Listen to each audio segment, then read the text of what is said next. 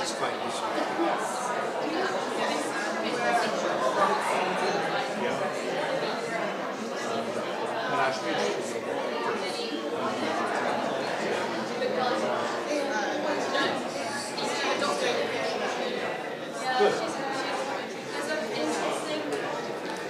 Welcome back, everybody. Hope you had a nice cup of tea or coffee.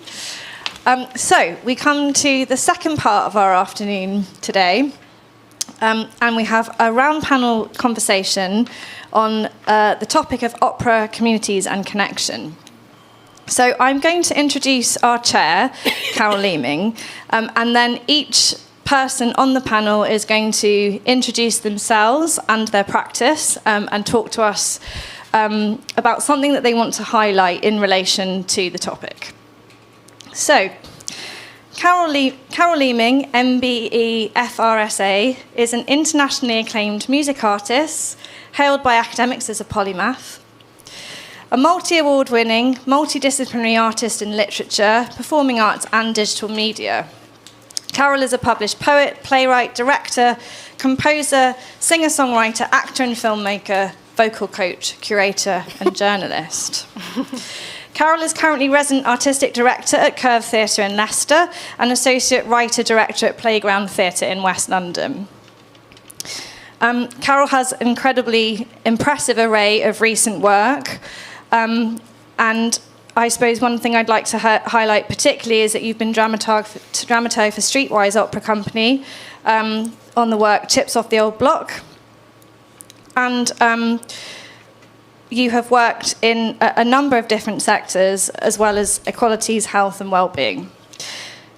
Carol's company, Dare to Diva, was established in 2002 and is currently developing an original contemporary chamber opera. So it's a real pleasure to have you here hosting the panel discussion, Carol, and you're here today on behalf of your work with Black Lives in Music. Thank you. Yes. Yes. Well, it's absolutely delightful to be here today and to see all of you at this wonderful event. We had a really rich first part, and I'm sure you're going to be really looking forward to the second part, this very important conversation that we're having. So I just want to do something that I've just been reminded to do. So I am a black woman in my 60s with plaited hair with shells, and my pronouns are she and her. And I would also remind the panel when they do their introductions as well to also give a very brief visual description in terms of accessibility. So, before we start, I just wanted to make share a few thoughts with you. This is going to be very much a safe space. We're hopefully going to have quite a frank and open sharing today, and hopefully we're all going to learn some new things. I just wondered about how we feel in terms of where opera is now and where it is that it might be going to, and how we are going to be thinking about the context of opera and how it operates currently, and to really deeply think about what it is we mean when we want to unpack words like inclusion and connection. So without further ado, I'm going to call on Michael, who's going to introduce himself and tell you about the work that Michael and his organisation does. Thank you. Thank you very much. I'm Michael McCarthy. I'm the Director of Music Theatre Wales, a company I started back in 1982.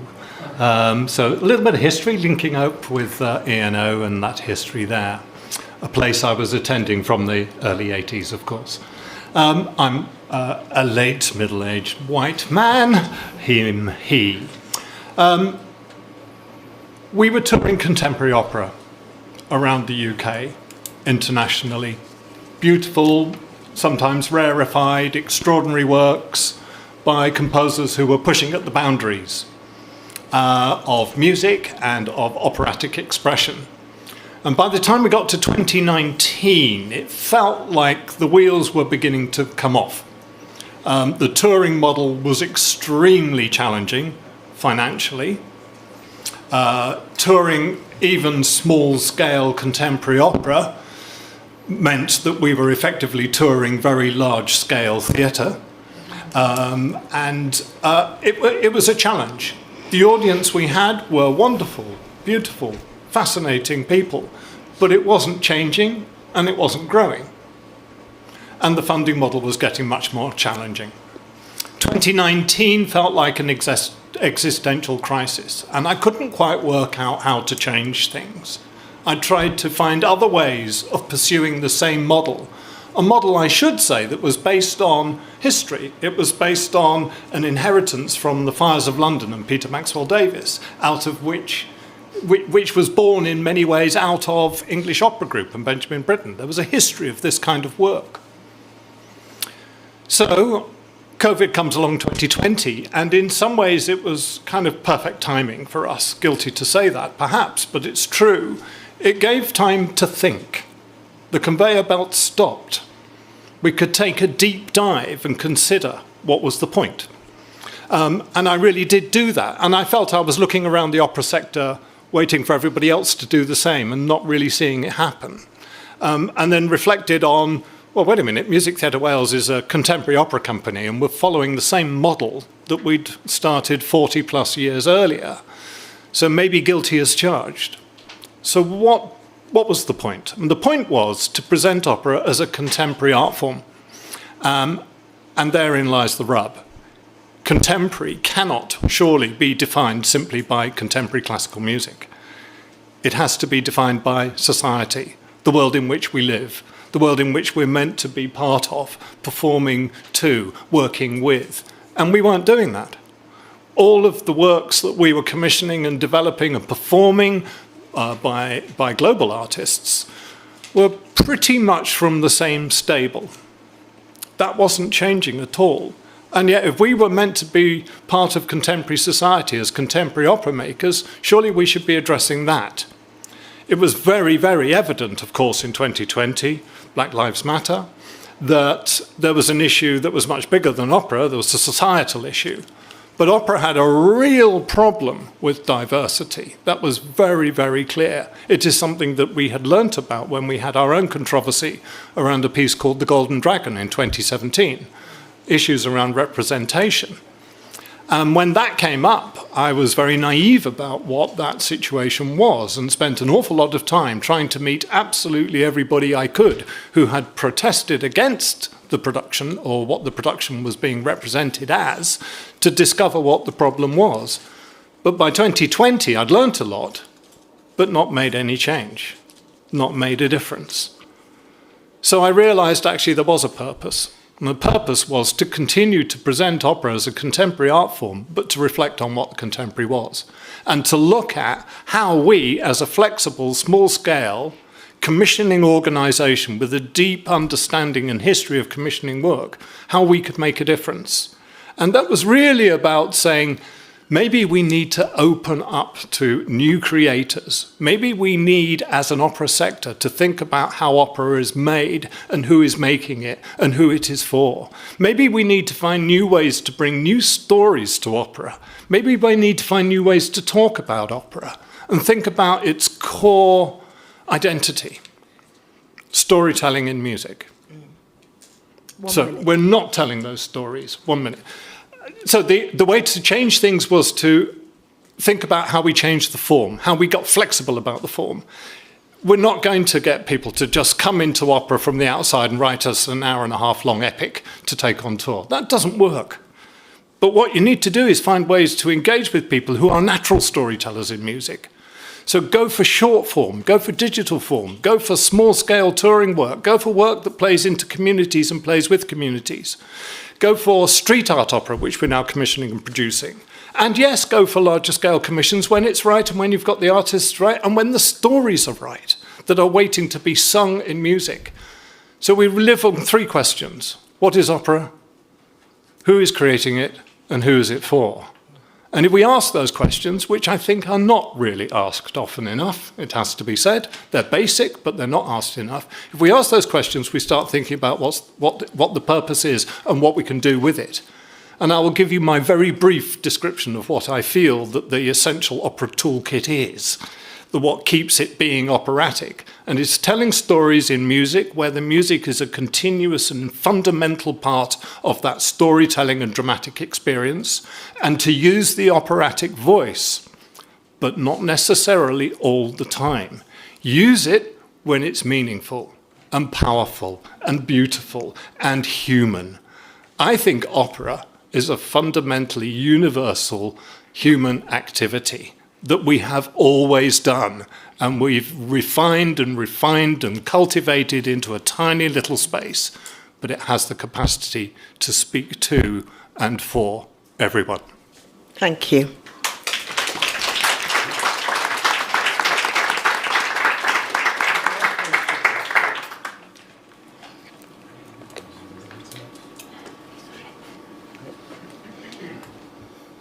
To me.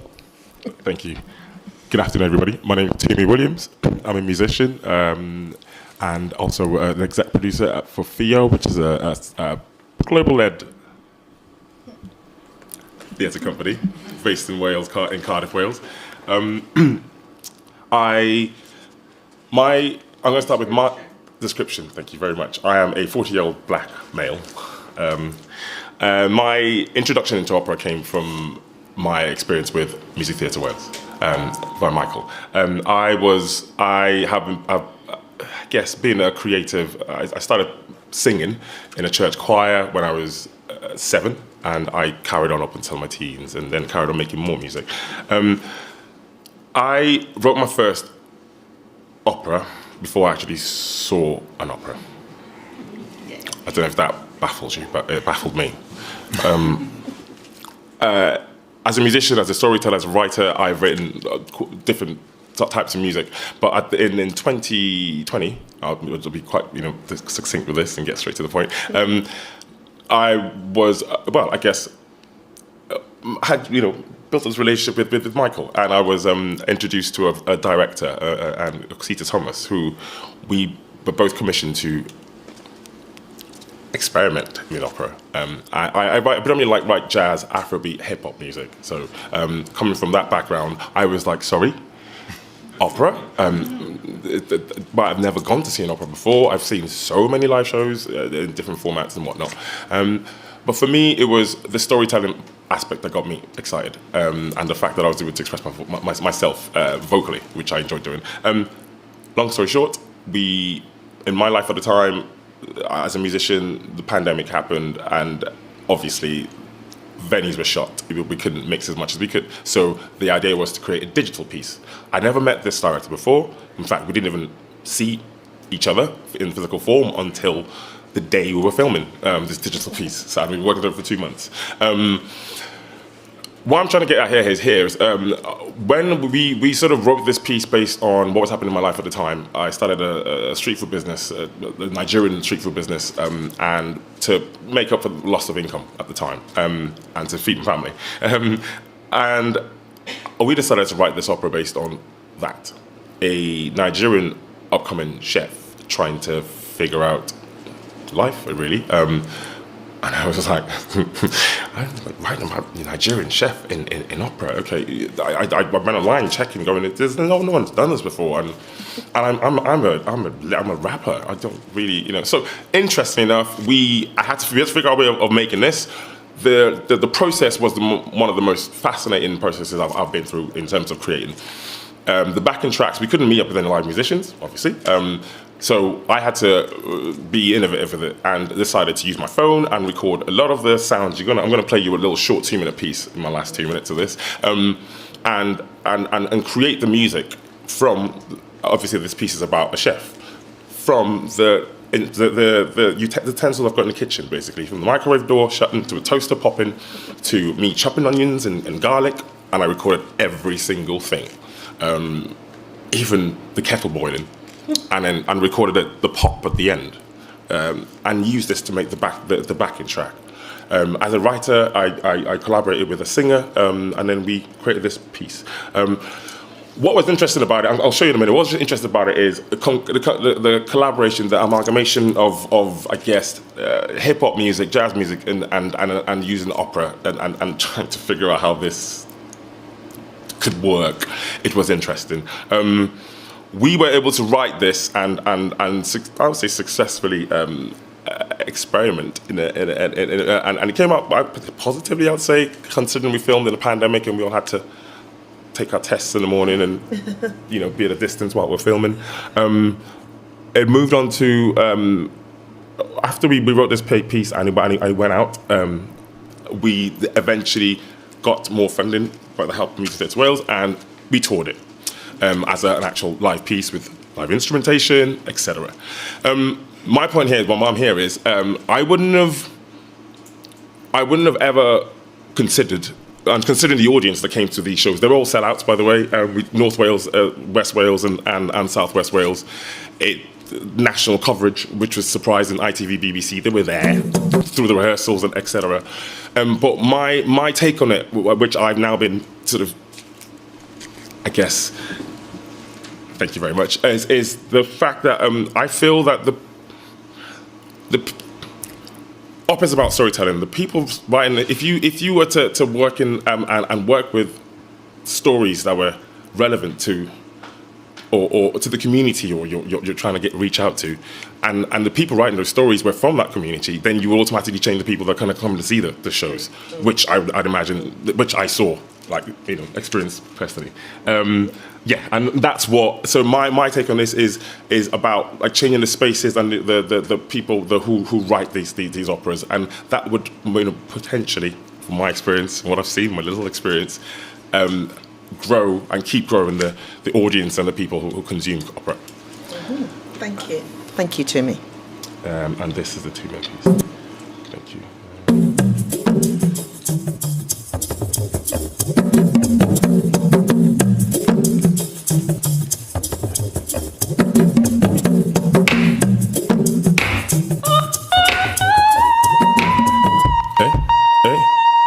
See, the door was open so I moonwalked in. No one to point me in the right direction. My name is Adeola, I wanna be chef. Heard your last cook left, so I best come correct. Hey? Flex that street style vegan jollof plus 3 clean beans that knock your socks off fresh. Eat to the table, scotch bonnets that rock. The house party with mad flavor, the savor. Lemony coleslaw that dampens your taste buds. Sweet plantain from the West African cater. In fact, hey, sorry.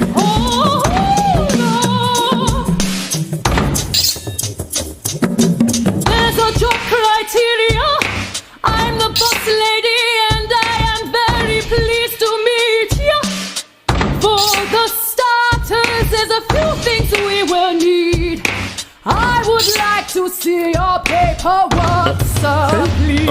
You want paperwork? Geez, I'll show you proof. Self-talk, no beef. Tomato base all smooth. Grab a plate, fork or spoon, there'll be a delay. African time, what's the way? I'll be with you soon.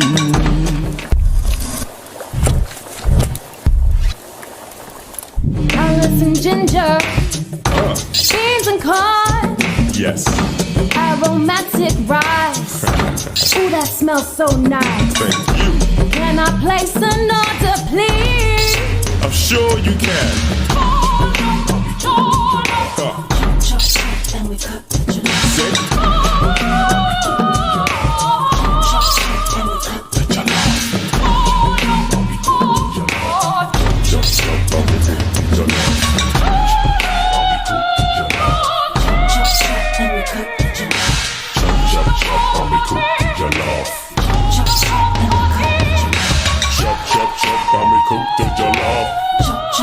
And we cut the jollof.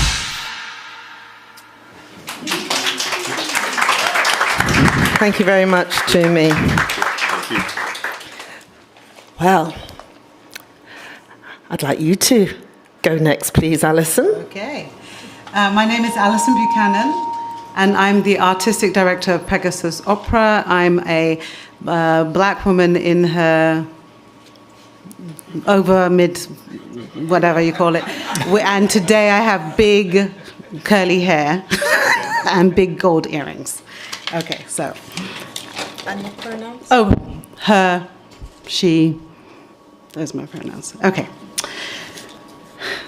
There was this white American priest who took over at the High Anglican Church I attended as a young girl in Bedford.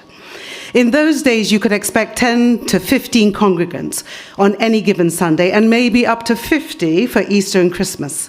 When Father Jay came, some 10 years after I had left, the numbers had stayed consistently small. This beautiful church was in the center of Queen's Park, a noted melting pot of working-class immigrants. Father Jay arrived, looked around, and proceeded to throw himself into that ecosystem. He started cricket tournaments, taught baseball to the youth, ate everyone's food, went into homes, and took the time to understand each culture represented. Pretty soon, you could not tell the people of Carriacou or Grenada that he wasn't one of them, nor any of the Italians, the South Asians, the Irish, or the Polish. That church soon became full to the rafters and the heartbeat of that community. Jay once told me he would hang out in Bedford's den of iniquity, the West Indian Club, to play dominoes, chat with people, and drink rum. He invited Bedford's 2 big black ministers from the 2 big black churches to come and join him there to engage with people. "Oh no, we can't go to a place like that," they would say. This has always resonated with me and is the driver for our work at Pegasus. We in opera, like the church, have a duty to go to the people and not expect them to miraculously find us, particularly when they feel the message has been, you can come but only if you dress and talk appropriately and fit in. All the perceived barriers, real or imagined, that stop people going to fellowship in either place. What does this mean practically? Why should we care? What does civic engagement look like? At Pegasus, we care about the people. It is not about securing grants. And while on some level it is about putting bums on seats, that is not the why. We do it because we want our communities to have the benefit of the transformative healing power of music, opera, and art. We want them to know we care about them and are not part of the old boy network that precludes them. Opera for the people. The pictures you are seeing are of us in the church in Bedford I mentioned, pictures of us in Bristol, Birmingham, one of our singers sitting to elders with elders in Croydon, and some seemingly very happy kids at learning and participation events. When we began thinking of commissioning an opera, we thought about the story we wanted to tell. Windrush is the story of Britain, about immigrants coming to this country and changing the ecosystem, the culture, and helping to rebuild a country ravaged by war. And so by doing, defining who we are today. It is not a black story. The story belongs to all of us. Last year, we took snippets of our Windrush opera with the Royal Liverpool Philharmonic to Bristol, Liverpool, Birmingham, and London. We decided we would not just rock up, perform, and leave. We began engaging with local communities in each place months before, bringing elders and youth together, having the kids write songs inspired by the elders, which they then performed during the matinee shows. We created an exhibition to reflect the history and the rich narrative of the show, and we wanted to create community ownership in each place. Our narrator talked to the audience in a way that made them feel part of the story. I remember family gatherings as a child, the debates, the laughter, the way of being. After Pegasus's founder died, I struggled initially to connect authentically with our audience. Then I remembered my childhood, and I met the audience there, talking to them in a different way. They became my family in the living room, which felt authentic, comfortable for me and for them. It was familiar and proved to be the missing link. We now perform concerts to sold-out audiences. In those concerts, as well as opera, you will hear music from Africa, South Asia, and recently China in the mix. For us, we know the tone we want to set. Our audience never feel othered. They come, they laugh, they are challenged, they dance, and they return.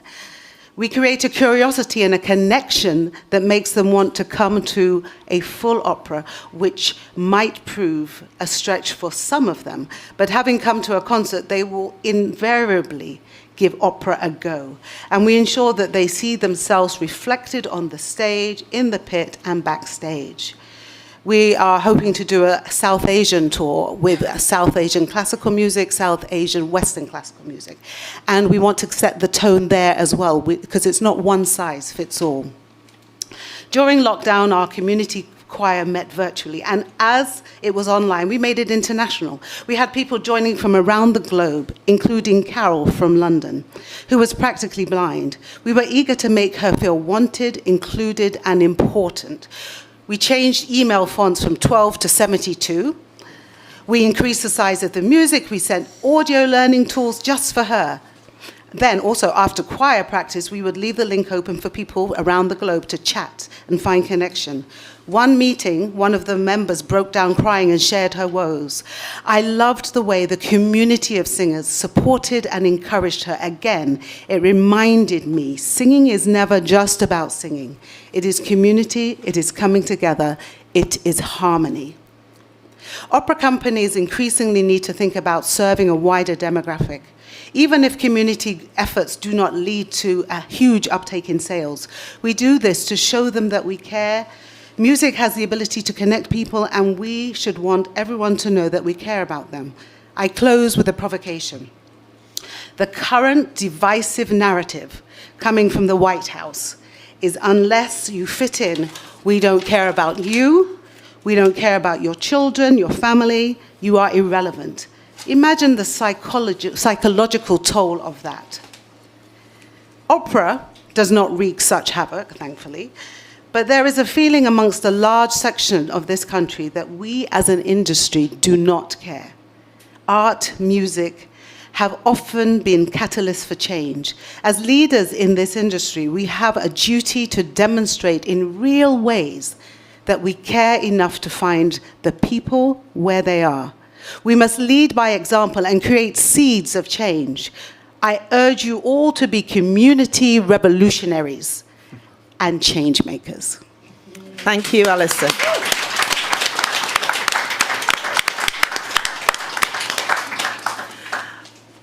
I'd like to turn to Jo now. Me.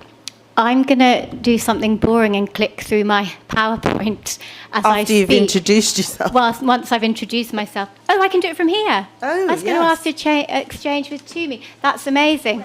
Which button do I... Oh, it's the arrows. Oh, wow. Technology. Sorry. Technology is... Should I check it? Okay.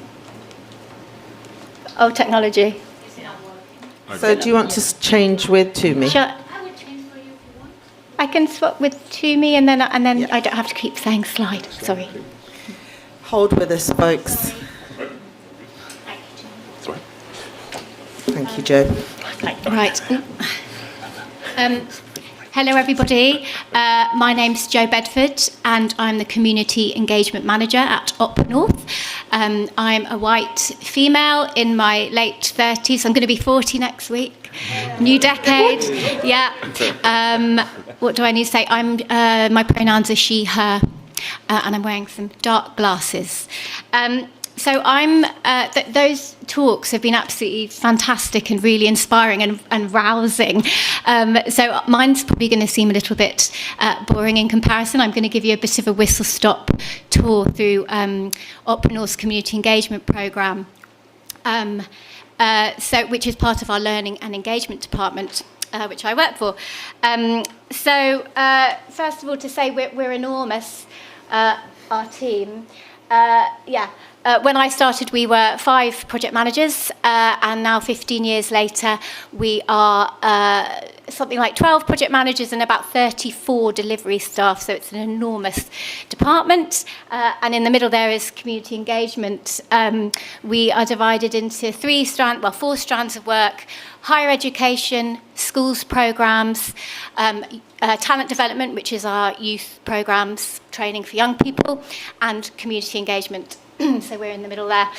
And before I take you through what we do in our community engagement programme, just take a moment to sort of consider what we mean when we talk about community engagement, because in a sense it's everything we do. Our families are our communities, our schools are our communities, our young people are our communities. But when we're talking about how Opera North is structured in terms of community engagement, this is an adult focus. It's the engagement part of learning and engagement, so informal experiences, accessible experiences. There's a strong focus on health and well-being. it's about going out into communities, meeting people where they are, and not expecting people to always be coming to us. And it's about access and opportunities to experience us as a company and what we have to offer. So very quickly, I'll just say our community engagement programme encompasses, I've gone too far, sorry. Our adult programme, which we have a programme called Melodic Memories, which works with older people and their carers with dementia. And our Sing On programme, which is an informal singing programme for adults who come along to us and take part in learning music and learning choruses together. So it's the focus on that is the social aspect. Then we have our community partnerships. And in that is our Arts Together network, which is a network for organisations working with community groups, arts organisations and third sector organisations who have some form of community offer. And we also have our Encore scheme, which is also for organisations working with any groups experiencing barriers to accessing the arts, and they get free tickets to come and see our performances. And then this is kind of my main area, which is what I'm terming here creative placemaking. I think a lot of people have heard of that. It's a bit of a buzzword. But that's really about the outreach work. That's where we're going out as a company to meet people where they are. And it's about, as it says here, reimagining the impact an opera company can have on their local communities, but also, and this is crucial, the impact those communities can have on us. What can we learn from our communities? It's not a one-way thing. So what that looks like, sorry, I've gone too far again. These are kind of the key hallmarks of that work, which is about really embedding into a community. So it's not about short-term experiences, and there are a place for short-term experiences, but this is much more about the longer term, the relationship we're building with our local communities, and it's about two-way relationships. It's about listening and being led by community, so we're not making decisions based on nothing. We're not pre-planning everything and going in and saying, here's what we're doing, come to this, engage with us.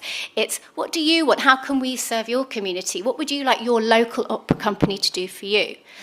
It's about co-creation and collaboration. That is so important. Again, we haven't pre-planned everything.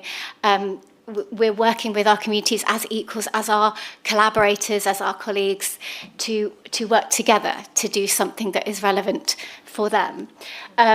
It's about supporting existing activity, and I've referenced here ABCD, which we're interested in, which is asset-based community development, which is about not going into community and looking at it as there's a deficit here and how can we fill that gap.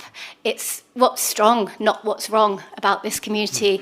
It's it's that not top-down approach. It's kind of, no, there's so much here. How can we be part of that, and how can we support that, and work together and enhance that even further? Oh, no. So it's about also, this is really key, deploying our chorus and orchestra, taking them out of the opera house, out of formal performance settings, getting them out into community spaces. And I think that's really important. And they love doing it as well. And that really helps. And then again, focus on the process, not just the culmination moment. And our example of that is our Richmond Hill residency, and I won't go into detail about that because I don't have time, but that's where we started piloting this kind of approach to community engagement, which went down really well. And I'll just read this quote before I finish. What happened was we put together a working group. We approached different services and residents in that area, and we formed a collective that co-devised together how we were going to work in that area. And what we ended up with, based on what people were wanting, was a week-long community festival curated by community. And so this is what happened. Collectively, in this week alone, the company has delivered 12 events over the course of 6 days, with 46 performers from Opera North's Chorus and Orchestra, 105 performers from across the Richmond Hill community in 7 venues to an audience of over 1,000, of which over 150 were active participants in workshops and performances, and 27 members of Opera North staff from all corners of the company volunteered to support events. And this is crucial. Opera North is now well known to the community as a force for good in the area. So it's not just about come and see opera, come and access our work. It's about your association with your local opera company. Can you trust your local opera company? Do you have a relationship with your local opera company? And that's the important thing, the relationships. Thank you so much, Jo. Thank you. Thank you. So, on my list is next, we have Richard, please. Hi. I'm Richard Willisey, General Director with Birmingham Opera Company. Tall, white male, dark hair, green t-shirt, he, him. Where to start? I mean, some of the conversation we had with Barbara this morning, really about this hybrid model of what might be paid performers and not paid performers, fulfilling a life for opera in the community, and the community fulfilling a life in opera. Basically the fundamentals of our working model, if there is a model. Although Graham Vick, who was the founder of this company, you always used to say, what's the model? And the answer was, find two people who want to do it and give them some money. So, I mean, what is it? I mean, what are the examples of the work? Each year we do between 60 and 90 pop-ups of performances. That might be a singer with a pianist and a director in a shopping centre. It might be Nessun Dorma in IKEA in the bed section. It might be... Well, we can watch that if you want. So let's listen to our participants first. And yeah, it was just fantastic. It's really wonderful. I enjoyed. I have got so many friends.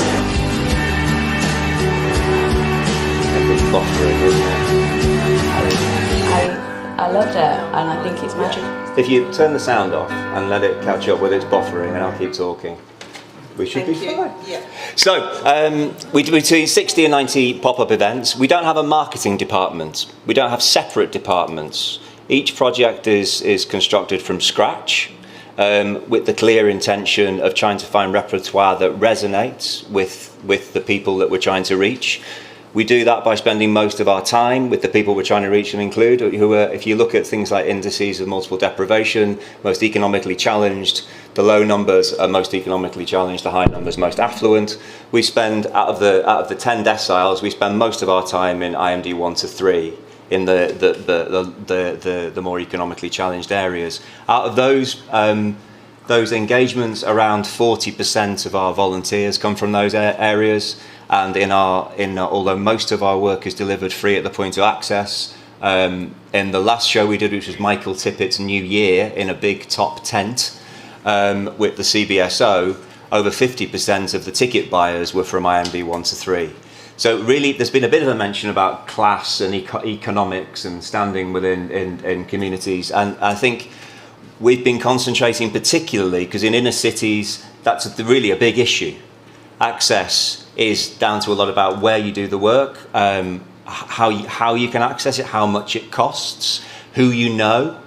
And for our directors, they will always have a direct link with the volunteers. We run basically what will be in a commercial model, a beta testing system.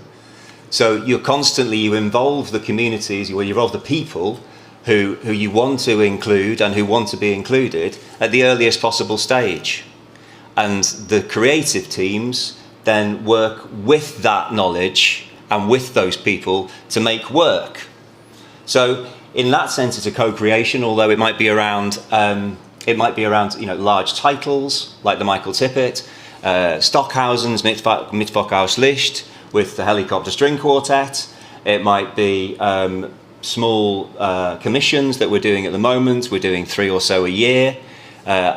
The volunteers will get engaged with the composer, and they'll check out whether anyone's interested in the idea, whether really simple stuff about the singing we talked about earlier. Does anybody understand what's being sung? Is anybody excited by it? How can we make it better? How can we change the translation? We do everything in English, or at least in the source language of the audience we're trying to reach. Should we try that again? Yeah.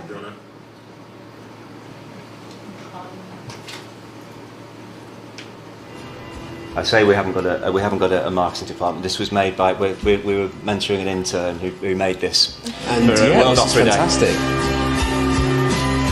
It's really wonderful. I enjoy it. I have got so many friends.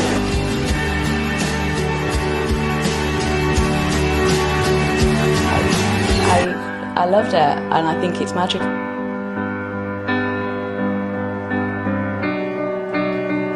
And so we teach everything by ear.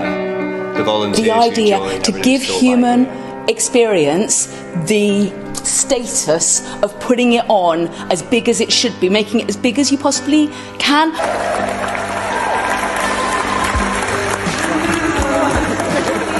Just for me, thinking of me when I was a little girl, if I was exposed to this, I can't imagine the possibilities and that would have been open to me.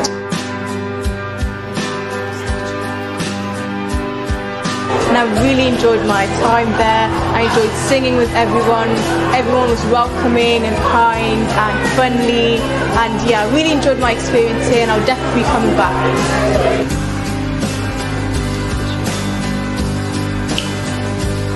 It's just been excellent. It's always a privilege, always. Yeah.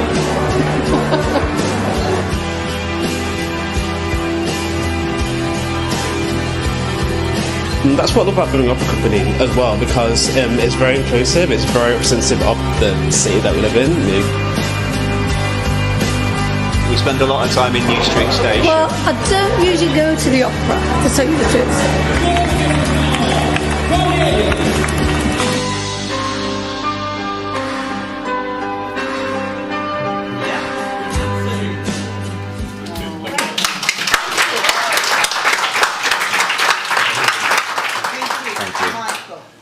So I'd like to call next, please, Francesco. Francesco. Hi, good afternoon. Can you hear me? Yeah. Okay, my name is Francesco Izzo. I am a white male in my late 50s, mid to late, not quite sure. And my pronouns are he, him. I'm originally from Italy, and against the extraordinarily rich scenario that is emerging here of so many exciting realities here in the UK, I've been asked to talk about my affiliation with and involvement in an organization in Italy, which is the Teatro Regio in Parma. Oh yeah, I have slides. Thank you. Is someone happy to, or should we switch? It's just 4 or 5 slides. It's really easy. So maybe it just makes it faster. My affiliation with the Teatro Regio Parma, about which we heard from a different perspective from our very own Barbara Gentili in her wonderful paper about the Logionistas, among other things. The Teatro Regio in Parma is a so-called teatro di tradizione, a traditional theater in Italy. I won't go into the details of what that means, but in a nutshell, it means that it's not one of the leading organizations such as La Scala or the Teatro dell'Opera in Rome or theaters in Naples, Venice, and so on that have more of an international profile and approach. A teatro di tradizione is, by definition and by mission, steeped in its own community. As such, the Teatro Regio runs a season, an opera season. It runs a concert season and a dance season. It has a fairly rich education program, and actually my involvement with them is primarily as director of their Young Artist Program for young opera singers, the Accademia Verdiana. So if we can just move to the next slide, thank you. And next again. That's just a list that I went through, and if we move to the next one still, through the Young Artist Program at the Teatro Regio, I have the opportunity to interact with 2 of their flagship initiatives, and these are the Festival Verdi and its twin initiative, Verdi Off. Now, the Festival Verdi many of you will have guessed, has to do with the Italian opera composer Giuseppe Verdi, as mainstream, as old school, as Eurocentric as it gets. And it is an initiative that originated in the year 2001, so it's fairly recent actually, on the 100th anniversary of Verdi's death. It is a festival that, if we move on to the next slide, kindly, it is a festival that presents opera productions along with concerts and other events. It mostly takes place within the walls of the Teatro Regio, of which we saw a couple of pictures, both in Barbara's presentation early and in my own couple of minutes ago. By the way, Teatro Regio means Royal Theatre. Speaking of heritage and speaking of exclusivity and privilege, that is a complicated baggage to carry with the theatre in Italy, which is, in case you're wondering, a republic and has been since 1946. The Teatro Regio finally originated as a Teatro Ducale when Parma was part of the Duchy of Parma and Piacenza. Then it became a Teatro Regio after the unification of the Kingdom of Italy in 1861. It has remained a Teatro Regio. And it is the main venue, along with some other purpose-built opera houses from the 19th century in neighboring cities, in particular the town of Busseto and the city of Fidenza. So we're talking about an opera festival that looks at its own community, certainly, although it has international relevance. It attracts an audience consisting of legionistas, but also of elites in all the ways that we've talked about earlier, or that Alexandra Wilson talked about earlier. As a counterpart to this festival, if we kindly move to the next slide, there is an initiative called Verdi Off, and this is curated by my colleague and friend Barbara Minghetti. And it is truly complementary to Festival Verdi in that it is not centered on the Teatro Regio or other opera houses, but it is centered on alternative venues that range from streets and squares, so outdoor spaces in and around Parma, schools, prisons, care homes, hospitals. All of the events that Verdi Off promotes are centered on young artists, and so my role is that of preparing, in part, the artists that then perform in Verdi Off. All of the events are free admission, and the spirit of Verdi Off is really to provide an alternative and to rebalance the message that can emerge from a Festival Verdi in the early 21st century. So trying to deconstruct the narrative that opera is elitist, trying to challenge the notion that to go to the opera you need to belong in a certain social class or in certain racial or ethnic groups and have certain financial means and so on and so forth.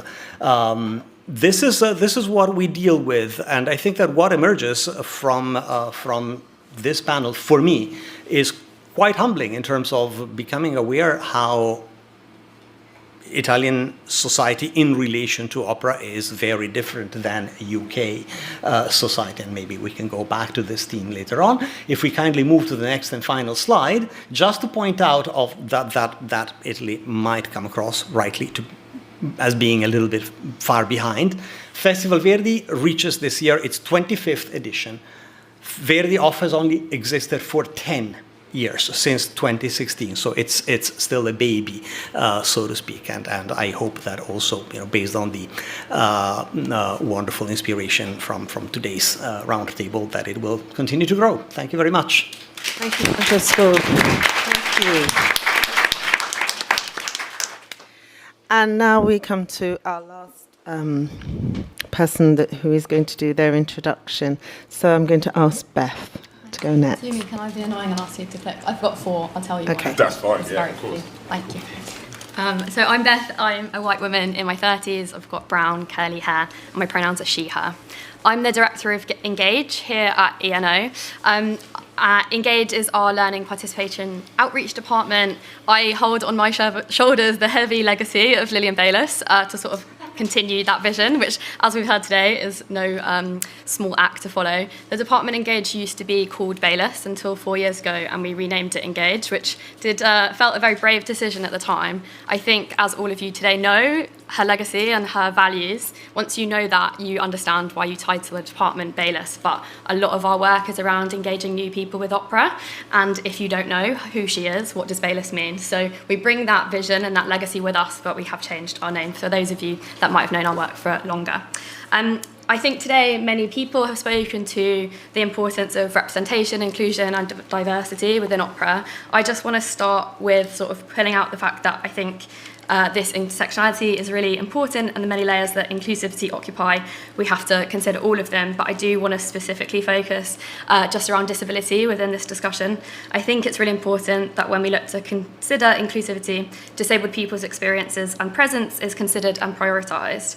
When I say this, I mean this on all levels of the industry, be that the portrayal of disabled characters, for example, Rigoletto, of casting of disabled performers, both within the portrayal of disabled and non-disabled roles, but also about broader workforce representation and how organisations are progressing and prioritising this work in a way that isn't focusing on visibility. I think it's important to recognise that ENO also has a way to go when it comes to this, and I'd like to just reference Formidability here, who are delivering some really strong purpose-led work in this space. In conversation I've had with them, they referenced to me how important it is that accessibility and EDI is permeating across all areas of opera: audiences, participants, performers, workforce and leadership. It's not enough for us to only think about the audiences or that side of the work. I think the thinking around it needs to be central within workforce and leadership too. If we don't represent disabled people in these conversations, we miss the opportunity to have lived experience forming part of how this change can happen. It feels really topical in this moment in time with the political situation around disability benefits and looking at trying to get disabled people into work as if they're not already working. I just want to reference Patricia, who is in the audience today from Formidability, who's one of their board members. Joanne, their co-founder, referenced to me the 2024 MU census, which detailed that 88% of musicians who had disclosed their disability have faced discrimination after having outed themselves for their status. I think that if we recognise this as the statistical starting point of what disabled people's experience is within this sector, it really hits home the amount of change and progress that's needed. So, speaking to these above points, I think if we really want to ensure opera does exist for everyone, as per the values of ENO, then I think it's crucial that we also look to consider the potential for opera as a tool for social impact and for change, looking beyond only what productions might offer us the possibility for. So, I'd like to talk to you today about 2 of our programmes on Engage that I think reference our work in this space. That's great. No, stay there, sorry. This is the first one, which is ENO Breathe. This is our breathing retraining programme for people with long COVID currently, but we're just piloting for asthma and COPD patients too. This programme has been scientifically assessed to prove its efficacy, horrible word, in supporting people to improve their breathlessness and associated anxiety post-COVID infection. This slide details a little bit, the same one, details a bit about our current reach and impact that I'll just let you read through. And I'll give you a bit of the narrative around it. So as the pandemic halted our usual programming at ENO, we were looking at how best to be useful. It's through this and being putting in touch with Dr. Sarah Elkin, one of the respiratory consultants for Imperial College NHS Trust, that we recognised the part that singing techniques might be able to play in supporting people through their COVID journey. It wasn't a question of how can people benefit from opera or who might want to partake or access this programme, but how might opera be useful. I think this is the inverse of what traditional engagement programmes quite often look like. It's not about who doesn't come or what barriers might prevent them from coming, how can we do something about this? It's about actually posing the question, how might opera matter to people in this moment? By breaking down the art form into much smaller component parts, we were able to find this really specific niche that genuinely helps people by working alongside our clinical partners to hone and refine the exercises that we deliver. The thing that I think is also really unique about this more healthcare space is that we were able to bring up with us the supportive, empathetic and nurturing space that exists within arts programmes. This was and remains to be so important for people with long COVID who have all been through something disabling, which means that they are disabled or cut off from the way our society functions. Especially as people move on from the pandemic, they have and will continue to be left behind if programmes like ENO Breathe aren't there. With all of our work, projects are co-created and for communities or the people that we ensure that the usual barriers that might be obstacles for them can be adapted or removed and that they can access our work, our building and our projects easily. I believe that if the pandemic hadn't stopped our business as usual, we probably wouldn't have been able to make ENO Breathe the programme that is today. If we go to the next slide, this is just a picture, a nice quote. The second programme that I'd like to cover are our relaxed performances. Tumi, do you mind to go to the next slide? Thank you. We've only been running these here since 2019, but in that time we've learnt loads and our audiences have grown significantly. We saw 400 people attend our first one in 2019, and now regularly we see between 1,500 and 2,000 people come. This is testament to the potential audience that we can see if we simply ensure that there is programming which is appropriate for people. What began as an audience-facing programme has grown into so much more, an embedded, reflective and influential programme for us as a company. I'd firstly like to mention also how much people across the company enjoy them, from our costume staff running our sensory stations to performers being able to feel a much more responsive audience and also see them as the lights in the auditorium are up. They've really become a highlight for so many in our season. We work with people with lived experience of various disabilities to create tailored resources for each of our shows. From visual guides to widget timetables and sensory guidance, we try to ensure audiences are well equipped for their experiences. And we're on a real learning journey with this, collaborating with disabled-led theatre company Tourette's Hero to adapt their sonic stories, which is what you see on the right-hand side here, which were originally conceived for theatre for performances of opera. Through our work with them on these, this relationship has also progressed into that of a critical friend and advocate, supporting ENO not only to reflect on the resources that we make from a more finalised production, but also to challenge us to think beyond this into what an appropriate representation is and should look like on stage, how to consider adaptations and adjustments from the get-go rather than as an after effect. I'm confident that through our relaxed performances, we're also starting to make an impact around about who gets to make, perform and watch opera. I think we're in a really timely moment that we have a chance to shape what opera is, I think, controversially maybe, but it can be whatever we want it to be, and through programmes that reconsider what the form opera takes is, it allows us to make change much quicker, ensuring that art form can be as inclusive and as valuable to as many people as possible. Okay, thank you, Beth.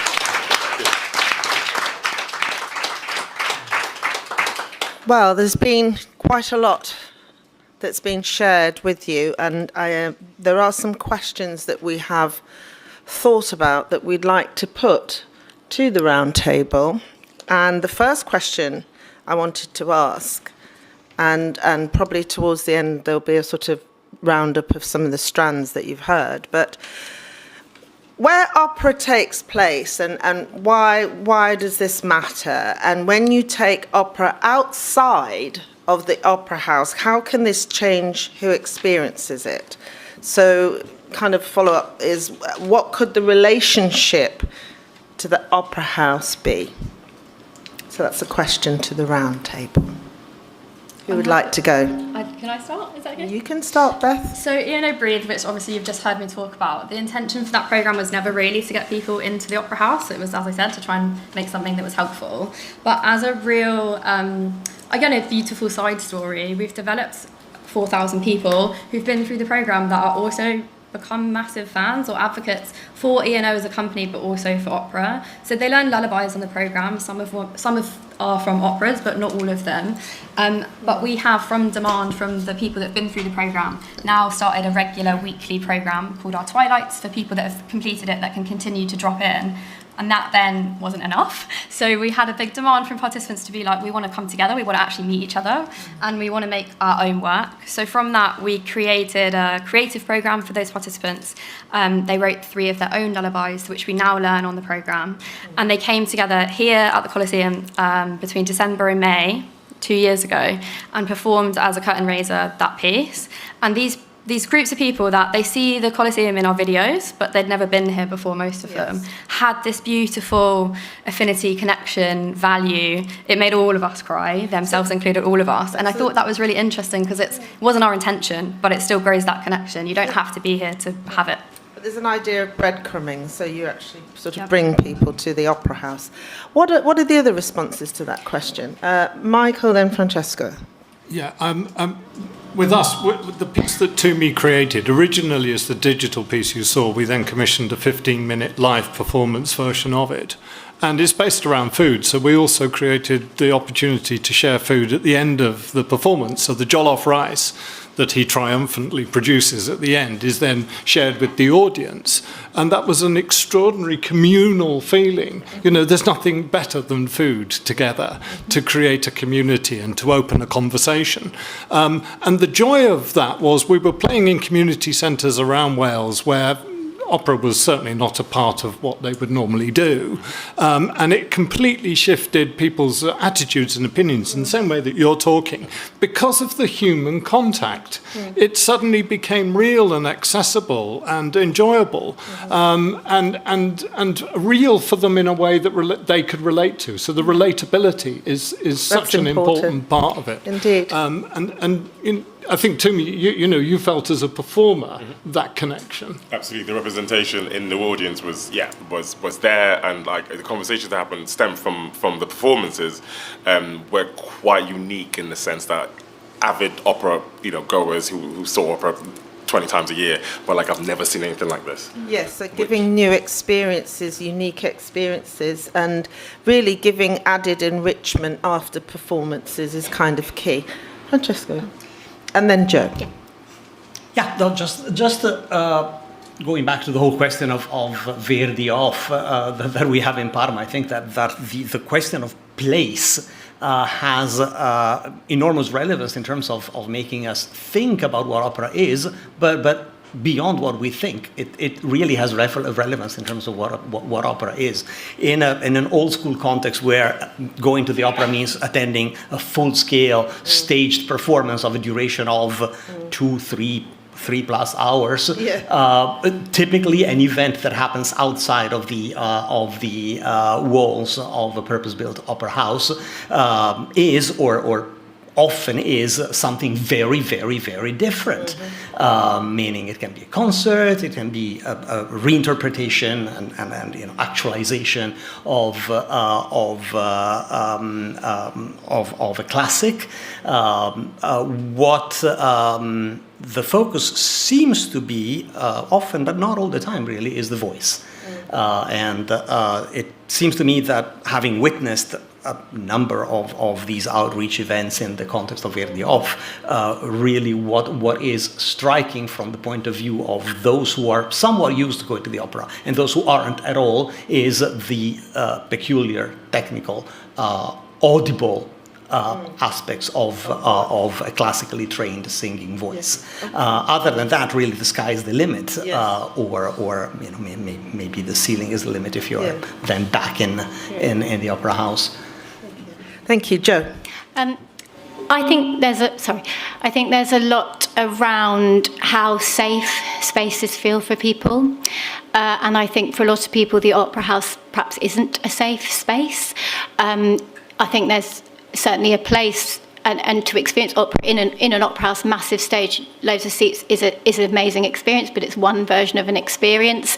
But I think for a lot of people, walking into an opera, people wouldn't do it if they've never been before. That is a huge barrier. But also, even if you have, I'm speaking from the Leeds Grand Theatre, it's a really inaccessible space. You can't even take a buggy in there. There's no buggy parking. You go straight in. There's no foyer. You're hit with a massive grand staircase. It's an intimidating space.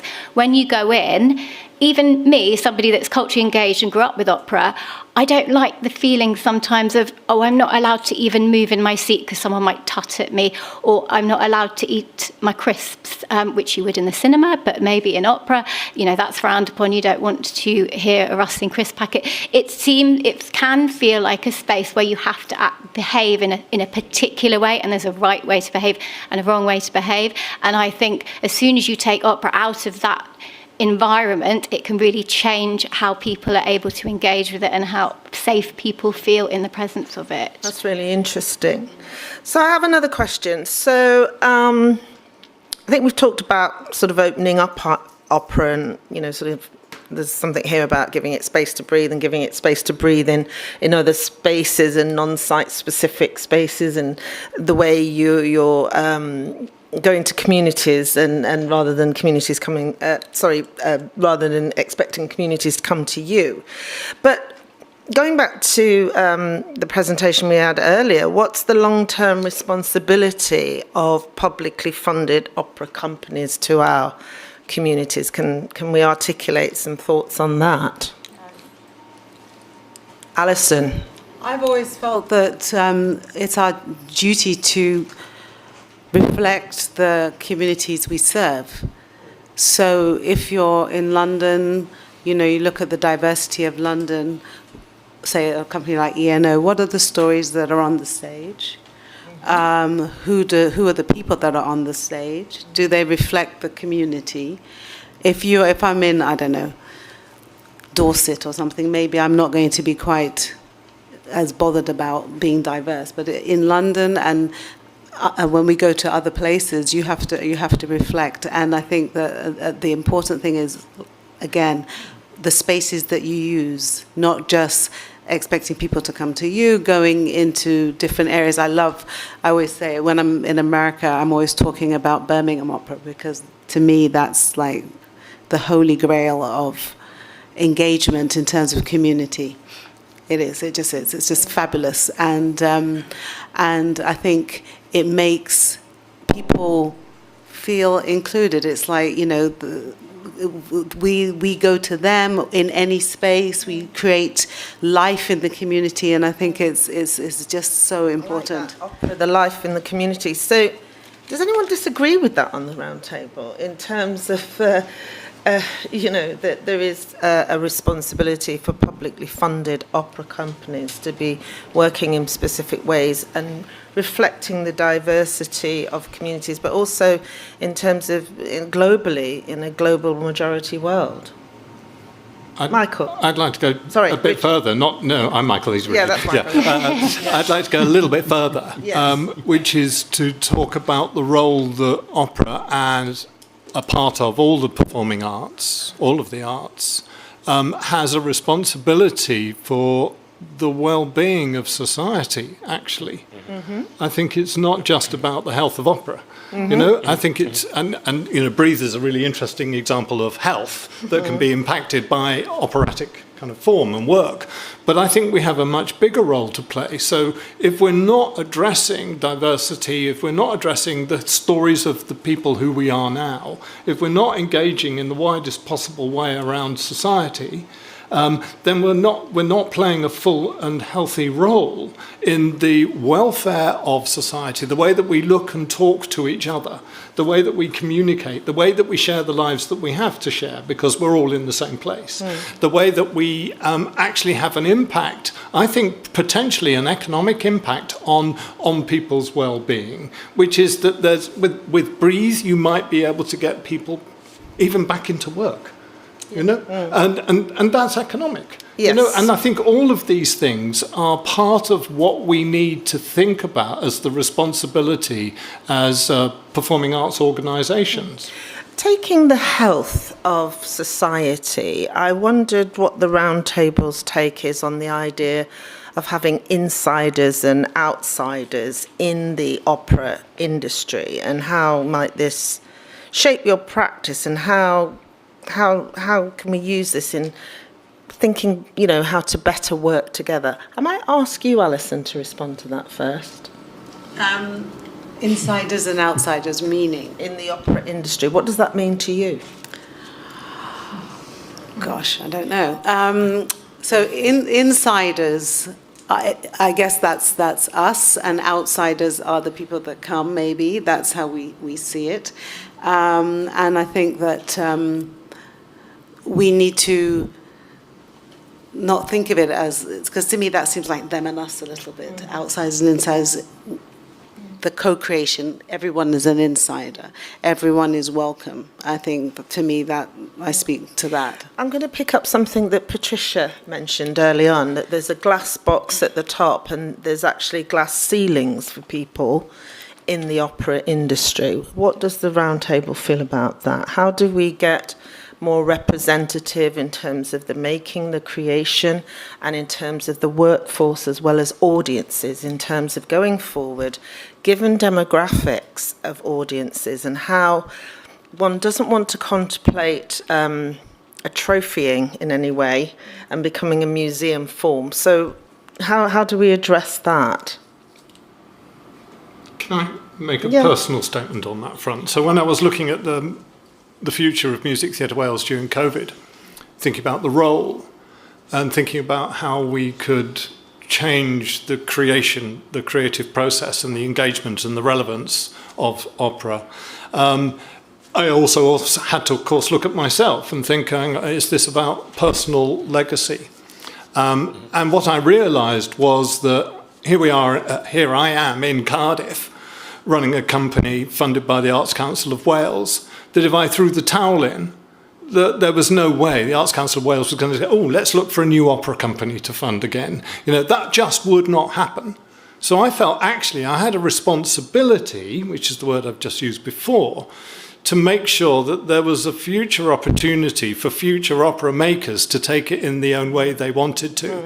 So that had to change. And the way to change that was to start changing the top of the company. So I now have an artistic associate appointed in 2020 who is Somali heritage, who's British, and who is creating new opera and who is supporting the development of the company very powerfully. And I think that is the only way to change it. So, did you want to make another comment, Alison? So I remember we did a production with the Limbury Theatre and Kate Wyatt. And when we were talking, I said, well, opera's run by white people, posh white people, went to private school, it's a certain demographic. And she gave me such a look. And I thought, oh, God. And as we got to know each other, she totally was not the demographic that I think are the people that go to opera. I went to a private girls' school, and it's those girls and their parents that go to the opera in my mind. She was just regular council estate, or not council estate, but you know what I mean, local comprehensive, and she was a different person running an opera company. And I thought, wow, that is a change. Because things start from the top down. You can't have the same people who are saying the narrative and then talking about diversity, but there's the same people that you see and all these things. You need to have from the top a different board, the people who run the administration. And I noticed that the staff are not the people that I think.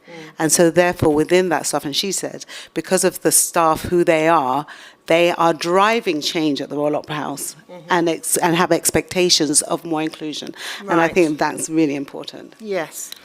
Well, I think at this point it might be good to just draw a few things, and then we'll go to the audience. So we're looking at tools of change, and we're looking at how discrimination and barriers can be dismantled, whether that's sex, gender, race, disability, LGBTQ, that is centralised in terms of the policies and the practices, which requires new thinking and new strategies for new co-creation and collaboration, but also it needs new work and it needs contemporary work.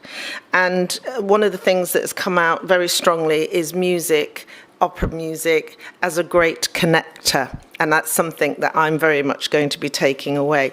But we need to look at ourselves in Britain, but we also need to look at us in terms of a global context and to be able to reflect meaningfully the diversity of 21st century Britain. We need to counter toxic narratives, which has also been brought up. We need to emphasise the creative health. We need to look at communities as asset plus and not a deficit model, and ask ourselves, how can opera be useful to communities to embed EDI, diversity and inclusion, as well. And also to be thinking about audiences and changing our audiences and looking at the demographics of our audiences and thinking very creatively about those sorts of things, and looking at reinterpretation and looking at the canon, but at the same time very much investing. And on that final point, I will just mention on the investing, we're talking about massive amount of resources in terms of the context of the opera industry and how we need to be thinking about how that is reinvested. So at this point, I'm going to draw that to a close and to ask the audience if they have some questions, but also to thank our roundtable. Would you give them a round of applause? Thank you.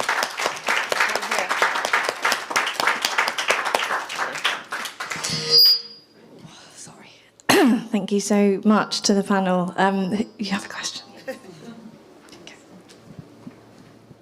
Thank you so much. My name is Helen Eppiger, also known as the Venus Bushfires. I am the writer, composer, librettist of the world's first pidgin English opera. So I do have to plug my show because it's self-funded. So we've got a run at Wilton's on the 24th to 26th of April. And really, it's our 10th year anniversary. And I'm self-taught. I'm a synesthete. I don't read or write music. Yet this has happened. So for me, this is a moment of possibility, as well as it is scary putting on your own show on a big stage. But there are so many opportunities at the moment, especially when you don't know what you're not supposed to do and what you can't do. So I think also I'd like to ask the panel, as well as whoever wants to put their hand up. Do you think that now is the time to strategize, but also now is the time to possibly be extremely delusional? Why, yes, of course. It's the arts, why not? If that brings about big change, because today is a moment, I would say, of inauguration to begin a process of change in the opera industry, which is most timely and most needed. Round table, responses? Can we be delusional? Absolutely. Yeah, I'd say that. I think I was when I was writing this, because I was writing for an opera singer who I didn't know how many words to put in 4 bars. You know, 1 word, and she'll hold a note for 4 bars, whereas I'll put 800 words in 4 bars. So yeah, I was just going, I've got to put 1 word in there. This is not the way I write music. And I felt I was losing my mind because I just could not just put 1 word down. But yeah, I think learn new things. Yes, absolutely. I think if we're not delusional, then that's so many barriers. Because, you know, even I always say I have to be delusional as a soprano to get up in front of thousands of people or whatever number of people and think they actually want to hear me singing. So I have that delusion which takes away the barriers and allows me to do the thing. And then how we grow and because we create and we just go, okay, let's try this. And we get it wrong sometimes we don't. But I think that delusion helps. Right. I didn't believe that that it was possible to create anything useful or interesting or meaningful in a digital format, coming from a live performance opera world. And then I had the opportunity from a producing theatre who phoned us up and said, we're doing an online thing, would you as an opera company like to make something? So I put a composer and a director together who had never met, never heard of each other. They never met. And they created a piece of work that was 5 minutes long, that was really meaningful to them as creative artists, that spoke a very simple and beautiful and profound message. And that opened up the possibilities. You know, I had to defeat my own prejudice to be able to think that that was possible. Yeah, we've got to be deluded. Here. I'm so impressed with the things that are coming out. I'm Patricia St. Hilaire. From Formability. Say it? Formidability. It's part of my things. Anyway, I'm so excited to be here to represent them because as a black woman, as a black artist in her mid-60s, some might call it late, I'm sticking to mid, I am really, really, really pleased because in the 80s, I worked for the Lillian Baylis programme, writing and directing opera one in a school in Tottenham, and it was working with 7-year-olds, bringing them in. So when you talk about being delusional, I don't want to think of it as being delusional. I want to think of it as dreaming. If you can dare to dream of how you want to see the world change and how you want to be represented in it, go girl, go and do it. And that's what I did back in the 80s with young black children in a school in Tottenham who really didn't know anything about opera, and they rapped. I didn't know anything about rapping, that wasn't my thing, but that was their thing, and they told their stories. And they came here in the 80s, and they were disruptive, and they enjoyed it. They were disruptive because they enjoyed it in a way that you don't behave here. But what they did and what they were is that they enjoyed it. And I'm really hoping that those seeds that were planted back in the 80s have gone on to become you and you. Yes. So yes, it's absolutely be magical and be daring to dream, because it's possible. I think I'm going to take that as an inspiration for my sort of final remarks, really, for what has been an extraordinary afternoon and sharing, and a conversation that has been quite generous. Dare to Dream. My company is called Dare to Diva, which is about bringing people into the spotlight. And I think, yes, delusional is a word, but I would probably say visionary, and use the word you have used. That I think we can dream and we can vision opera and the opera industry as it is now in a very different and reconfigured way, which I think is absolutely timely at this moment. You know, when we were hearing about Benjamin Britten, I think history, knowing where you are at any given point in history to make a change, to make an impact, now is the time we can have, I believe, a renaissance of opera, and for it to be configured and more accessible and madly exciting than it ever has been. Thank you all so much. I hope you continue these conversations. We're going to have drinks. Please don't go. We would like to meet and talk with people. But I firstly want to thank the ENO and the University of Surrey, and to thank my colleagues here on the round table. Please give them a warm round of applause.